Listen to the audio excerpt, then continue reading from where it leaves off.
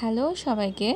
সবাইকেই জানাচ্ছি নববর্ষের প্রীতি ও শুভেচ্ছা। আশা করছি সবার নববর্ষই অনেক বেশি ভালোই কেটেছে। এই যে কাটাকুটি দৃশ্যগুলো দেখছেন, এগুলো হচ্ছে পাচন রান্নার।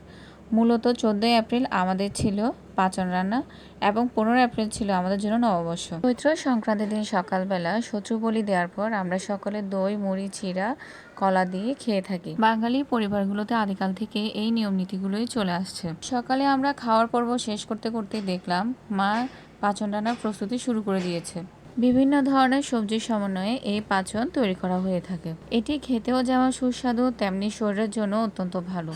পাচন প্রস্তুত হতে হতে আমরা তৈরি হচ্ছিলাম বাইরে বের হওয়ার জন্য। প্রতি বছর এইবারও সিআরবি, চারুকলা সহ চট্টগ্রামের বিভিন্ন জায়গায় নববর্ষের অনুষ্ঠানের আয়োজন করা হয়েছিল। চারুকলায় সকালবেলায় তেমন কোনো আয়োজন ছিল না, তবে রাতের বেলা অনেক কিছুই আয়োজন করা হয়েছিল। তারপরে আমরা চলে গিয়েছিলাম বাতিঘরে। নববর্ষ উপলক্ষে বাতিঘরকে অনেক সুন্দর করে সাজানো হয়েছিল। আমার ব্লগটি এই পর্যন্তই। ভালো লাগলে অবশ্যই লাইক, কমেন্ট এবং শেয়ার করবেন। ধন্যবাদ।